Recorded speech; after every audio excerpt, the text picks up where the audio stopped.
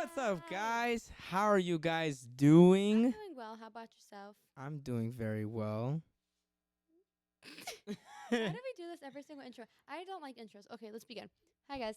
Today Hello, we're going to be guys. talking about Joseph. Joseph. And sorry we didn't have an episode last week. We actually did record one, but it wasn't Yeah. unable to be posted for unfortunate reasons. Right, Danny?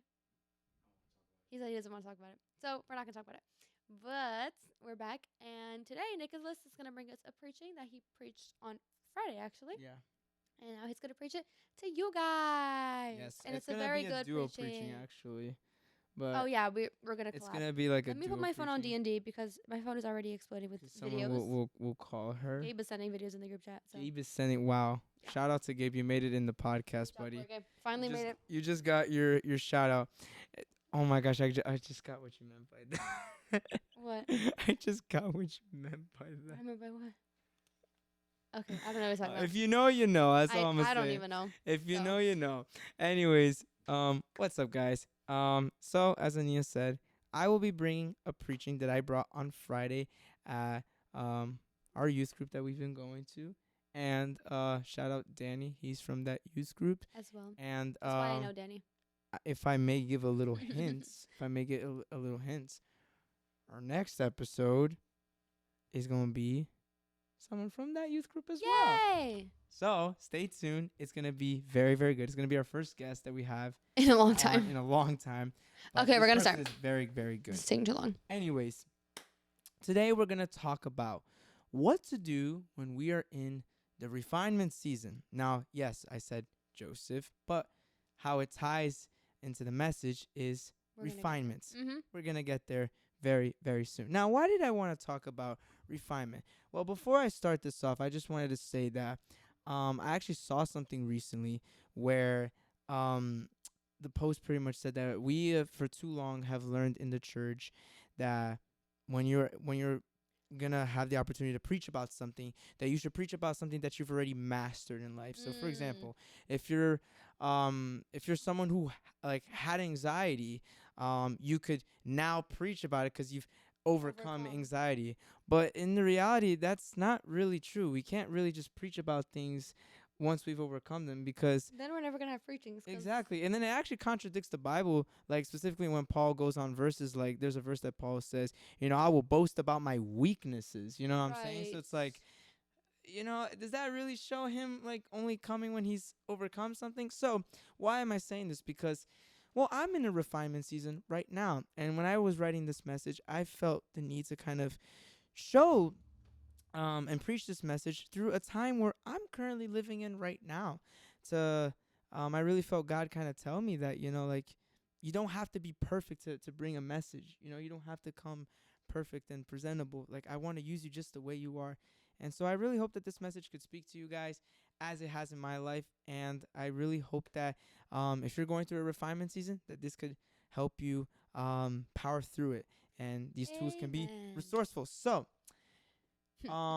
it's very important to ask. I'm going to ask you, Anninha, why is it that us Christians should be refined? Now, the definition, before I say it, the definition of refinement. I'm reading it, so I can't. Do you want to read it? Do you want to read it, actually? I know the answer because it's right in front of my face. Right in front of your face. Well, before I ask, I'm sorry. I'm getting a little ahead of myself. But I'm going to just say the definition of refinement. Oh, yeah, duh. Refinement, for those who don't know, in Google, says that it is the process of removing impurities or unwanted elements from a substance. Now, biblically, it means it's the process of purification through trials and hardships. Which they go hand in hand, those two terms. They do go hand in hand. Because if the definition of it on Google is to, where did you read that? To remove impurities. Where did you read that? Right here.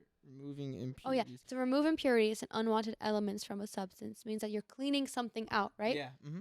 Refinement in the Bible is cleansing of our hearts and Exactly. ourselves. So we're removing the impurities and unwanted elements in us. Yeah.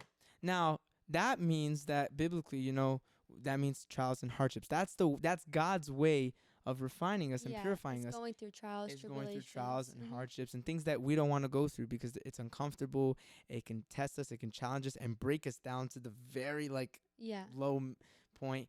But it's meant for our good. But a lot of people don't really like that. But Anninha, why would you say that Mhm. we as Christians should be refined? Because when you're going through a season of refinement, it's because there's something in you that God is trying to bring out. There's something in you that God is trying to change. God is trying to use you for something. But Exactly. first, you have to go through a cleansing process. He's trying to get you through a situation that is going to prepare you to be used by him. Yeah, that's amazing. That's literally the answer that I Mind wanted to you, say. that was my answer before he even said it out It loud. was actually Because it on was, the day of, on Friday, it he was was a good like, answer. "Does anybody know why God refines us?" And I raised my hand and I said that, and he was like, "That's exactly what I had written on my paper." And I'm Yeah. like, "I know So because she I'm literally smart." took the words away from my mouth. But that's really good. It means that she's on the same page. And so, who is someone from the Bible that we know who went through a process like this? And better enough, this person was young. So it relates to us as a young generation. That man, as you heard before, Joseph. Joseph, our Oh, Joey. my boy Joseph, not the father of Not the father of not the Jesus. father of Jesus, but Joseph Like Joseph from the Old Testament, Joseph. Joseph from the Old Testament, Joseph with the robe, the beautiful robe. I imagine that robe was pretty far. I'm not gonna lie. Sometimes I think about it. I was like, because the Bible makes it seem like not the Bible. Sorry, like there are shows and like movies that Yeah, kind of make it seem like it was just like this like like childlike thing. Like, oh, Joseph probably looked so always looked dumb like with that thing. rainbows and blah blah But blah. I imagine like Joseph having that thing on was probably like the equivalent to like I don't know, some like designer Like wearing jacket. like a Gucci like. Yeah, like I mean, also because back in the day, different colored fabrics meant wealth. yes. So, So Joseph had that thing on. He had that robe on. Shout out to Joseph. he's dead, but shout out to Joseph. Shout out to Joseph. I'm gonna see you in heaven one day, and we could talk about how that robe was. Hopefully you could show me the robe. Anyways, Joseph. Did you just say hopefully you can show me the robe? Yes, I said hopefully you can show Okay. me the robe. I'm in a goofy mood today, guys. I'm Such sorry. a silly guy. Such a silly guy. But it's good to be silly, right? For the Lord, it's good to be silly. Danny, me and you have the same face on. Danny's there like, what? Oh, guys, Gabe's not here today. Oh, my brother's not here today. Gabe's not here today. But Gabe, you still get a shout out. Mikey's not here too, but he still gets a shout And out. Alicia's not here Alicia's either. not here, but she still gets That made me very sad. shout outs. Now, Joseph, Amor, would you like to read Genesis 37, verses 3 to 11 for the people who don't know who Joseph is? Oh, this is a story. Because we're going to go on a little biography on who Joseph was for the people who don't know Joseph. Joseph was a man in the Old Testament, but we're going to go into the depths of it. Like, right tell his story? now. We're gonna Okay, basically, so so we all know Jacob, right? Jacob was the son of Isaac. Isaac was the son of Abraham. Abraham, Isaac, Jacob, whatever, right? So Jacob is like the third of that of those descendants. Jacob had 12 sons. The 11th son was named Joseph. So right off the bat, just because of his ancestors, Joseph is a very important guy, okay? And again, we had Joseph had 11 other siblings. He was 12 in total. He was number 11. At this time that we're like at the beginning of his story, his 12th brother, the last sibling, was not born yet, okay? That's important to know. So, we're going to read from 3 to 11. 3 to 11. Jacob loved Joseph more than any of his other children because Joseph had been born to him in his old age. So one day, Jacob had a special gift made for Joseph, a beautiful robe. But his brothers hated Joseph because their father loved him more than the rest of them. They couldn't say a kind word to him. One night, Joseph had a dream, and when he told his brothers about it, they hated him more than ever. "Listen to the dream," he said. "We were out in the field, tying up bundles of grain. Suddenly, my bundle stood up, and your bundles all gathered around and bowed low before mine." His brothers responded, "So you think you will be our king, do you? Do you actually think you will reign over us?" And they hated him all the more because of his dreams and the way he talked about them. Soon Joseph had another dream, and again he told his brothers about it. "Listen, I have had another dream," he said. "The sun, moon, and 11 stars bowed low before me." This time he told the dream to his father as well as to his brothers, and his father scolded him. "Jacob, hello, why we switching sides?" "What kind of dream is that?" he asked. Will your mother and I and your brothers actually come and bow to the ground before you?" But while his brothers were jealous of Joseph, his father wondered what the dreams meant. Okay, that's it.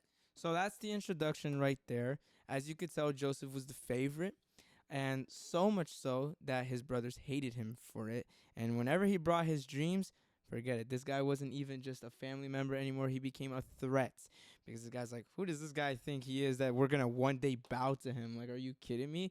And even his father started to question him a bit too, who is the one that gave him the robe, which was pretty interesting. But that's a bit of the intro of who Joseph is. Now, let's see how his refinement process starts, where it all started out. So that will be in Genesis 37, verses 18 to 28. We're going to do a little bit of Bible reading today, but it's always fun and fire to read the Bible. Take it away, Amor. When Joseph's brothers saw him coming, they recognized him in the distance. As he approached, they made plans to kill him. "Here comes the dreamer," they said. "Come on, let's kill him and throw him into one of these cisterns, or like a well. We can tell our father a wild animal has eaten him. Then we'll see what becomes of his dreams." Mind you, they're plotting to kill their brother. Like, that's kind of... No, that's Okay, 21. Crazy. But when Reuben heard of this scheme, that he is one of the older brothers of Joseph, he came to Joseph's rescue. "Let's not kill him," he said. "Why should we shed any blood? Let's just throw him into this empty cistern here in the wilderness. Then he'll die without our laying a hand on him." However, Reuben was secretly planning to rescue Joseph and return him to his father. So when Joseph arrived, his brothers ripped off the beautiful robe he was wearing. Then they grabbed him and threw him into the cistern. Now the cistern was empty. There was no water in it. Then, just as they were sitting down to eat, they looked up and saw a caravan of camels in the distance coming toward them. It was a group of Ishmaelite traders taking a load of gum, balm, and aromatic resin from Gilead down to Egypt. Judah said to his brothers, Judah was another one of the brothers, "What will we gain by killing our brother? We'd have to cover up the crime. Instead of hurting him, let's sell him to those Ishmaelite traders. After all, he is our brother, our own flesh and blood." And his brothers agreed. So when the Ishmaelite, who were Midianite traders, came by, Joseph's brothers pulled him out of the cistern and sold him to them for 20 pieces of silver, and the traders took him to Egypt. That's crazy. I think the phrase that really stood out to me was, "Oh, he's our own flesh and blood, so let's not kill him. Instead, let's sell him into slavery," which I think, in my opinion, was even worse because it's like, come on, bro. Like, I feel like basically, well, the thing is, they lied to their dad. Yeah. And still said that he died. So that's so they bad. sold him and was like, "Yeah, Dad, your favorite son is dead." So there you go. Like, that's even worse than what they originally planned. Mm-hmm. Like, it's so bad. So as you could tell, Joseph now gets sold into slavery. Now we're going to look at exactly what happens right after he gets sold into slavery. So Joseph gets taken to Egypt, right? And then he's a slave. So that's his new job, right? And he gets sold to somebody named Potiphar. Now, Potiphar was one of the high officials of Egypt. He was basically in charge. Yeah. He was one of the men who were in charge. Okay, he was an officer of Pharaoh, and he was the captain. Yeah, and Pharaoh was the king of Egypt, and so he's an officer of the king of Egypt. Thinking about it like that, and he said he was officer and captain of the palace guard, right? Of the palace guard. Mm-hmm. And so Joseph then became a slave in his house. But because God was with Joseph, and because Joseph was so loved and such a good hard worker, and because Joseph was a man of God, truly, he started ranking up. Potiphar took a notice of Joseph and was like, "Yo, man, you're actually really cool. I'm gonna make you my attendant, my personal assistant, basically." And so Joseph went from being a slave to becoming Potiphar's right-hand man, basically, which is crazy. The Lord is already with him. And then and then so because the Lord blessed Joseph so much, the household began to prosper. Now, just the fact that Joseph was in Potiphar's house, Potiphar started to prosper. His house started to flourish. Joseph was had administrative responsibility over everything that Potiphar owned. So he basically was Potiphar's right-hand man. He was his personal assistant. Okay. Look at him ranking up. No, literally, he's just too good. And then something bad happens again. Joseph begins to grab the attention of Potiphar's wife. Now, mind you, he was a good 17 years old-ish, around that age, was what historians say that he was. And the Bible says that he was a good-looking dude. He was young. He was fit, And so Potiphar's wife was "Oh, low-key, I think I'm going to get with this man." Yeah. Basically is what she said. Right. And then you can see this in Genesis 39, 8-9. We're not going to read too much. This right here is his response. To what happened? Okay. To exactly what happened when Potiphar's wife. Okay, yeah. So you can read about that in Genesis 39. So Potiphar's wife was like, "Yo, like I'm trying to cop a few. Like I kind of wanna, Cop a few is crazy. Am I wrong? I haven't heard that phrase in This a is me while. putting it in PG terms. I mean, Okay. yeah, that is true. So Potiphar's wife was like, "I'm gonna try to don't make fun of me. You're making fun of me." She basically to put it into like, I'm gonna cheat on my husband with Joseph. That's basically what she said. And so multiple times she had tried to like seduce Joseph. Yeah. Okay. And every single time Joseph refused. Mm-hmm. Now, this is a 17-year-old guy going through puberty, going through all this stuff. Yeah. Like, why are you laughing, Danny? Danny's.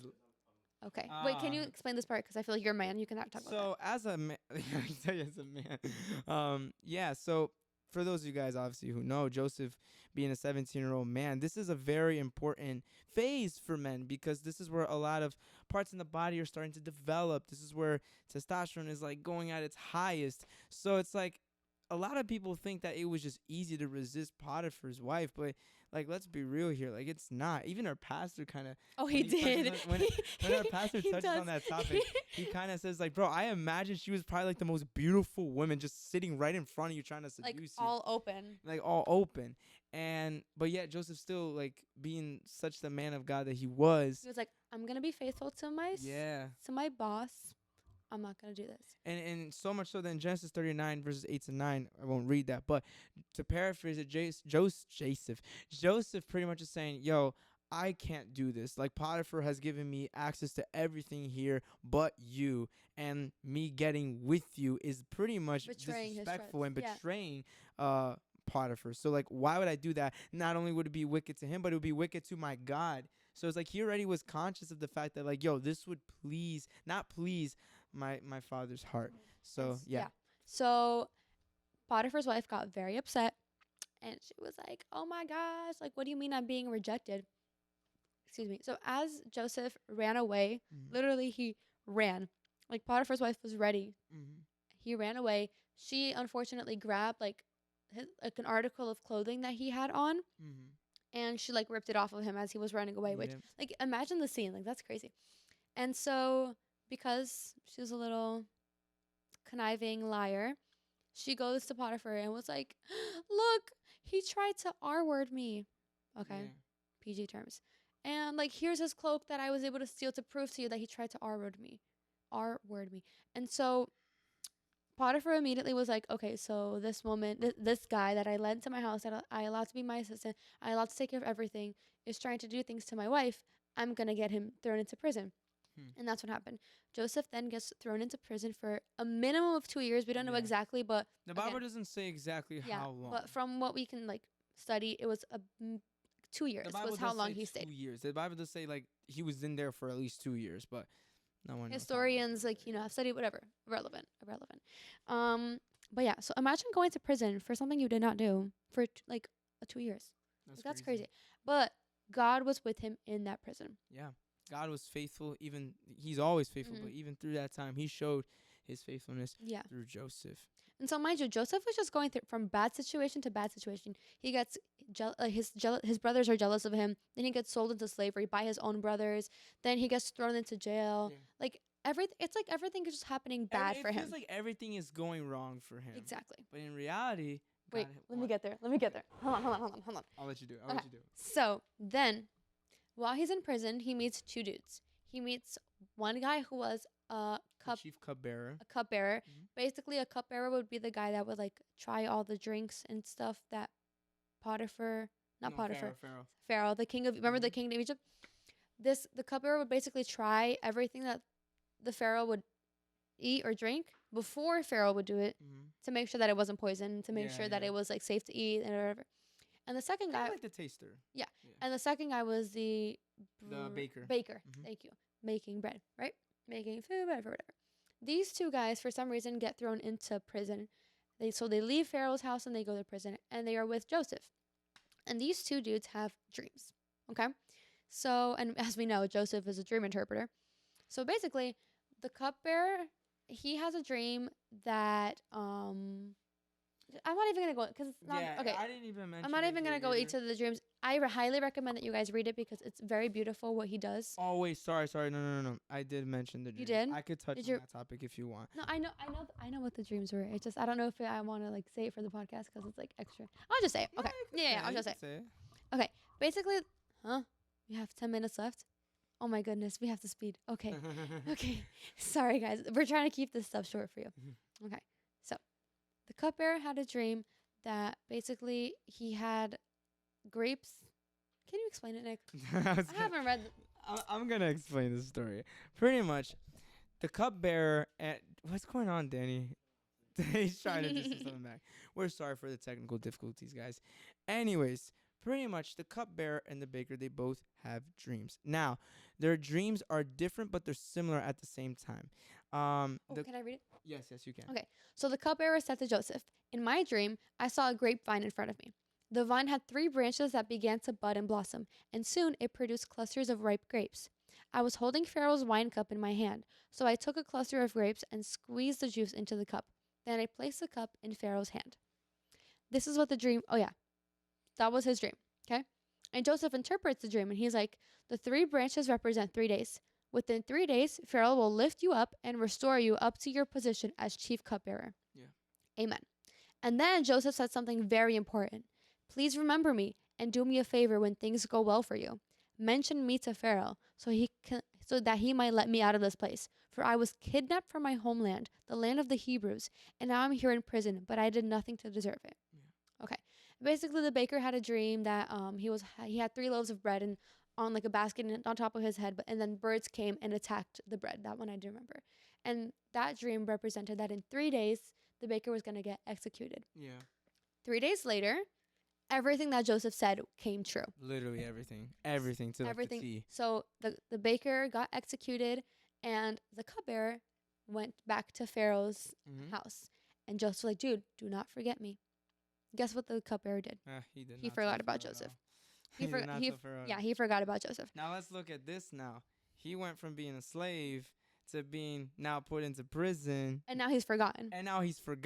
Not only was he forgotten by his family, now he's forgotten by the one guy that he needed to get out of prison. Yeah. Now he's there waiting again. Mm-hmm. So time goes by, right? Like a few years go by, or we don't know how long went by. And now Pharaoh has a dream. And basically this dream, Pharaoh dreams, he has 2 dreams, right?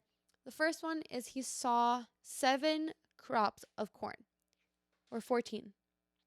It was 7. It was 7. I think it was 7. It was 14. It was 7 skinny corns. Yes, you're right. And then 7 like really fat, juicy corns. You're right. And the skinny corns ate all of the fat, juicy corns, okay? Mm-hmm. And then he had another, I'm like paraphrasing. That's not exactly how it was. Please read the Bible. And then in the second dream, it was 7 cows. 7 really skinny and like thin cows and malnourished cows. And then it was 7 fat, juicy, ready to go cows. And the skinny cows ate the 7 cows. Mm-hmm. And then Pharaoh was like really disturbed by this dream. He brought magicians. He brought people to like try to interpret it, and like nothing worked. So then he was just talking about it. And then all of a sudden the cupbearer finally remembers Joseph. He's like, "Yo, there's this guy in prison who interprets dreams. Go call him." So Pharaoh goes to the prison and calls up Joseph. And Joseph is out of the prison for a bit, right? And he's able to interpret the dream. Basically, he interprets the dream, and what it means is that there will be 7 years of famine. Mm-hmm. Okay? And that Egypt needs to prepare for this famine. Okay. And so because Joseph was able to interpret this dream, Pharaoh was so pleased. He was so happy. He decided to make Joseph the second in command of all Egypt. Now look at that. Like, what the heck? This dude went from being a prisoner to second in command, just like that, because of a dream that he interpreted. Because of a gift that God gave him. Exactly. So Joseph is now out of prison, and he is working alongside Pharaoh, and he's governing over Egypt. God is so good. So in the end of the story, the famine does happen, and his brothers are going through famine. His family is going through famine. But because Egypt was prepared, because of Joseph interpreted the dream, he prepared the land. People would go to Egypt to collect food, right? Including Joseph's brothers. So Joseph's brothers went there, and obviously they didn't recognize him anymore. But Joseph recognized his brothers, and he was like, "Oh my gosh, these are my brothers." And he's filled with compassion. He forgives his brothers. It's very beautiful. He's reunited with his dad in the end. Very great. Exactly. So, why did we show this whole story to you guys? Because it was Wait, guys, please read in Genesis the story of Joseph. yes, but I skimmed through it very quick, but it's such a beautiful story. it Like is. you have to read it. Watch Watch the movie. There's a movie yeah, about there's a it. DreamWorks movie. From the same company that made Prince of Egypt. Everyone knows It's Prince called of Egypt. Joseph King of Dreams. King of Or Dreams. Prince of Prince Dreams. of Is it King of something Dreams? like that. Something like that. I don't know. We're gonna search it up. Okay. But Anyways, it's a very good movie. That movie pretty much explains it well as well. But read the Bible. Don't rely on movies. yeah, Please don't read the rely on Bible us either as your Bible. Go Mhm. read your Bible. And if you don't have a Bible, go buy one or use an app. or use the app. You have no excuse. You version. You have no excuse. Go read your Bible today. King of King Dreams. of Dreams. Yeah. There you go. Danny just corrected us. So the reason why we showed you this story, the whole thing, is to show you guys exactly where Joseph came from and where he ended up. And it was very necessary to show that because it's very clear here that Joseph was going through a refinement process. If he had not gone through all those difficulties, it would not have prepared him for becoming the governor of Egypt. Exactly. Like everything that he went through, like even from being in Potiphar's house and learning there, and the season where God had to refine his heart until he got to his ultimate end goal, like that was God preparing him for his job, preparing him for the calling that he had for him. Exactly. And Joseph did not go through any of this just because. And the reason why I personally believe, and we did 4 little small points as to why the Bible was very clear that the Lord was with Joseph and Joseph succeeded in everything he did with the Lord by his side. Even going through a refinement season. Exactly. But the reason why he did that is because Joseph had the right heart. Joseph had the right intentions. And there were 4 things here that we want to touch on really quick. 4 tools that we could help encourage you guys whenever you're going through your refinement season to use just as Joseph did in his. Number 1 is obedience. Joseph obeyed God in everything he did. He knew that there was a reason for all this. So he chose to obey God, not himself, not in his own understanding. So much so that his response to Potiphar's wife, again, like we had mentioned, this would be a wicked thing to do to my God. So he's obeying God. Like, yo, I'm not going to do this. My God says that this is wrong to do, so I'm not going to do that. Number 2, since we're already on Potiphar's wife, running from temptation. Joseph ran from temptation. Joseph always ran from temptation. And not just from the fact of, Potiphar's wife. But hey, he ran from the opportunity to complain as well. Like the Bible doesn't really specify at all. Like, we don't see Joseph complaining. We don't see Joseph complaining. And I truly believe he wasn't complaining because Joseph had the right mentality. He had the right attitude. He was patient. Yeah. He waited. And that's something that we need to work on a lot. Stop the complaining and just wait in the Lord. He could have been bitter. He could have had resentment towards his brothers. He could have, and even towards the guy that forgot him too. he could have been towards Potiphar's wife, towards the guy that forgot him. But no, he decided to run from. Those are temptations, okay? Yeah. Those are temptations. God does not make us to feel those ways or to hold these grudges. Those are temptations that the devil can put in front of our in front of our lives, to so make that we us can feel that way. to make us distance ourselves from God. But no, even then, Joseph did not complain. Joseph was not bitter. He did not hold grudges towards his brother. He forgave his brothers at the end, and he was so happy to see them. Okay. Number 3. He trusted God. Now, me and Anninha, we have one of our favorite songs. It's from Gable Price and Friends. We were not going to sing it or else we'll get copyright. Unfortunately. But it's easy to love you. The lyrics are, I find it easy to love you, but not so easy to trust you. So easy to trust. It's very easy nowadays to say, hey, God, I love you. Now, it's for everything. Many times we find ourselves in a bubble, in a pickle, as I like to say, in a pickle, where we're like, man, God, I'm having the difficulty to say I trust you right now, because look at everything Joseph went through. You think it was easy to trust God through all that? This man was betrayed by his brothers, got sold into slavery, then got thrown into prison, and like, imagine all that time. Like, imagine, like, I try to picture myself in there. Like, man, it would have been really hard to trust God at that time, but Joseph did. And the beautiful thing is that if Joseph did it as a human, that means we could do it too. I think that's the biggest example that we see in all these biblical figures in the Bible, is that they were all human. So that means we could also use them as references, as an example, that we could do the same thing too. So he trusted God. He didn't trust in his own understanding, like Proverbs says. He trusted in the Lord with all his heart so that he could see the bigger picture. And guess what? He ended up seeing the bigger picture. And number 4, the last part, humility. Joseph chose to receive the process in a humble way, not in a prideful way, not in an egotistical or selfish way, but he chose to understand that this is not about him. This is something that God is doing in his life for his glory. He understood that. And the reason why we know he understood that is through his patience. It's through the way he was going about the whole situation. He never once complained. He never once thought that he was better than anyone. So much so, guys, he was a slave. Like, people forget, like, Joseph went from having a robe back in Canaan to then being a slave. Like, if he had pride issues, Joseph could have really been like, man, back in Canaan, I was rocking that beautiful robe. I'm out here scrubbing people's You really like that robe, dang. Yeah, I really do like that robe. Yo, Joseph, I need that robe, bro. Nick, what the heck? I get it. But no, but for real, though, like, Joseph went from being into that to scrubbing people's, houses and stuff like that, being a slave.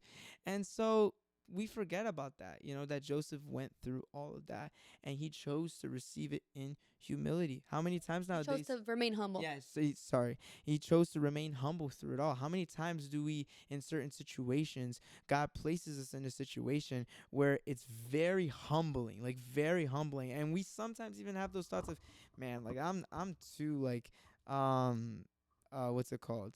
I'm too big for this, or I'm too this, I'm too that, or I'm too better. I'm better at this than, or whatever, So it's very important to understand that, like, we need to receive these refinement process as humility and not be rebellious towards them.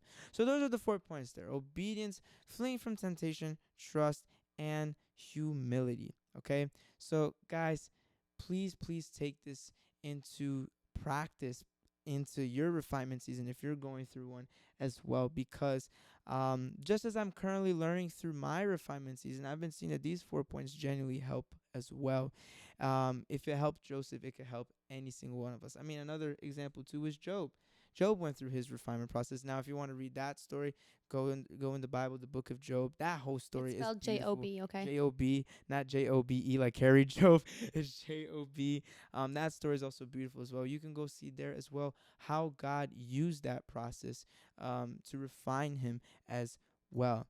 The truth is, y'all, in refinement, God is trying to squeeze something out of us. There's something in our hearts that's impure. There's something in our hearts that doesn't sit well with God. And for us to be used by him, he has to put us through that fire so that we can come out of it shining like gold. Dang, right? You cooked with that. When we see the gold, right, if you've ever seen how gold is made, it gets thrown into the fire. And in order for it to come out very shiny, you have to leave it there for a bit and then come out and then it's shiny. So, yeah, guys, that's how we can become used by him, is through these refinement process. So don't be ungrateful. Don't be sad. Don't be discouraged, even though it's a very, like, easy thing to say, but it's hard to actually practice during these refinement seasons to, like, feel these ways. But just be encouraged that, hey, man, God is doing something amazing in your life. Be grateful, because God could be taking you into places that maybe you never even imagined. So, yeah, guys, that is pretty much it. We thank you guys so much. Is there anything you would like to add? No. That's pretty much it, guys. If you guys want any more info, maybe, hey, if you guys ever want questions as well, ever have questions as well, DM us, direct DM us, and email us. We've gotten emails from you guys before. We always respond. Exactly. And we would be more than available to help you guys in whatever doubts and questions that you guys have. Let us know if you guys want more videos like this. Let us know as well what topics, what other stories in the Bible that you guys would like us to talk about. And me and Anninha could do a little power duo together, and we could bring it for you guys. Alrighty, y'all. So until the next one, guys, we love you guys. Make sure you're subscribed. Make sure that you like. Make sure you drop a comment and share this to your friends. And let's keep the rec growing and reconnected to Christ. As always, reconnecting the youth to Christ. There you go. It's late, guys. I'm sorry. Yeah. It's late at night today. Take care, guys. We love you guys. Bye. Bye-bye.